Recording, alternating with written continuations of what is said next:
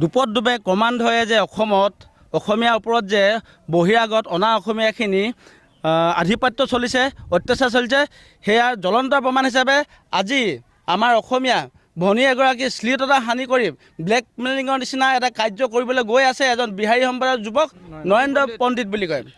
এজন ভুক্তভোগী অসমীয়া ভনীয়ে আমাক এটা আহি গোচৰ দিলেহি যে কান্দি কান্দি তেখেতক এজন বিহাৰী সম্প্ৰদায়ৰ নৰেন্দ্ৰ পণ্ডিত বোলা এজন লোকে গা ধুই থকা অৱস্থাত এখন ফটো তুলি সেই ফটোখনে পৰ্যায়ক্ৰমে ব্লেকমেইলিঙত ব্যৱহাৰ কৰি আছে। আৰু সেই ব্লেকমেইলিঙৰ ফটোখন দেখাই তেখেতে কয় যে যদি শাৰীৰিকভাৱে তেওঁৰ লগত সময় নিদিয়ে তেতিয়াহ'লে তেওঁ এই ফটোবিলাক ৰাজহুৱা কৰি দিব।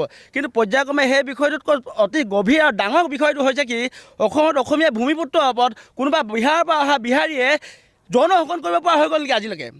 আজি কি অসমীয়া বাই ভনী বিহাৰীৰ ওচৰত লাঞ্ছিত বঞ্চিত হ'ব পৰা এটা সময় পালেহি নেকি? বাৰে বাৰে এটাই কথা বাৰে বাৰে এটা অভিযোগ আহি থাকে যে কোনোবা অসমীয়া ছোৱালীজনীক অনা অসমীয়া বহিৰাগতে শোষণ কৰি আছে। এতিয়া লাজৰ কথা। আৰু আমি অসমৰ চৰকাৰক আহ্বান জনাইছোঁ, কাৰ্পিত ধৰণৰ এই বিহাৰী সম্প্ৰদায়ৰ কিছুমান ধুৰন্ধৰ ডাকু ৰূপে বিহাৰত হয়তো ডকাইতি কৰি আহি ইয়াত অসমত স্থাপিত হৈ অসমীয়া ছোৱালীক শ্লীলতা হানি কৰাৰ দৰে কাৰ্য সংঘটিত কৰিব সাহস ক'ত পালে তেওঁলোকে? আপুনি আৰক্ষীক জনাইছে? এতিয়া পৰ্যায়ক্ৰমে আমি এই বাইদেউগৰাকী ভুক্তভোগী মহিলাগৰাকীক আৰক্ষী চকীলৈ লৈ যাম। আৰক্ষীৰ ওচৰত গতাই দি আইনী মেৰ পাকত ভৰাই তেওঁলোকৰ ওপৰত যদি বিহিত ব্যৱস্থা নকৰে, বিহিত ব্যৱস্থা কৰিবলৈ আহ্বান জনাম প্ৰথমে। তাৰপিছত যদি বিহিত ব্যৱস্থা নকৰে, ইয়াৰ পিছত পৰ্যায়ক্ৰমে বিল আছি না যিটো ষ্টাইলত কাম কৰে সেই ষ্টাইলত কাম কৰিবলৈ কিন্তু আমি বাধ্য। এতিয়া আমি বাৰে বাৰে এটা কথা উনুকিয়াই দিওঁ, অসমত বৰ্তমান অসমীয়াৰ ওপৰত যে অত্যাচাৰ চলিছে তাৰ জ্বলন্ত প্ৰমাণ এইটোৱে বুলি নহয়, বাৰে বাৰে ক্ৰমান্বয়ে এই অত্যাচাৰৰ তালিকাখন বাঢ়ি বাঢ়ি গৈ আছে।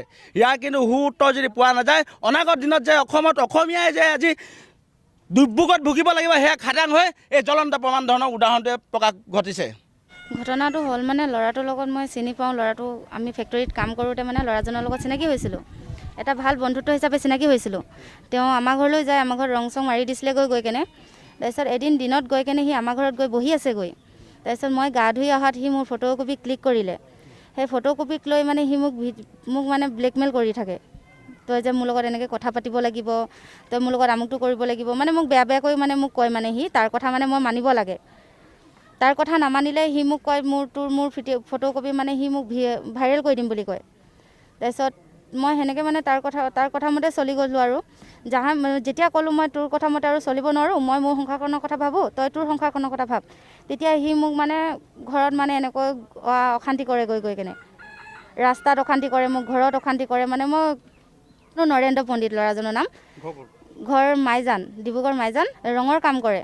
মই ফেক্টৰীত লগ পাইছিলোঁ তাক। ফেক্টৰীত সি ৰং মাৰিব গৈছিলে। ফেক্টৰীত ৰং মাৰিব যাওঁতে সেনেকৈ চিনাকি হৈছিলে তাৰ লগত। মোক ন্যায় লাগে এতিয়া। আৰক্ষীৰ ওচৰলৈ গৈছিলোঁ, আৰক্ষীয়ে কিন্তু এইটো একো হেৰি নকৰিলে। সেইকাৰণে মই বিৰলাচিত থানা ওচৰলৈ কাষ চাপিবলৈ মই মানে বাধ্য হ'লোঁ। দিছিলোঁ এখন, তাহাঁতৰ ঘৰৰ মানুহে গৈ কেনে যে মোৰ ঘৰত অশান্তি কৰিছেগৈ বুলি মই দিছিলোঁ এখন, মাৰপিট কৰে বুলি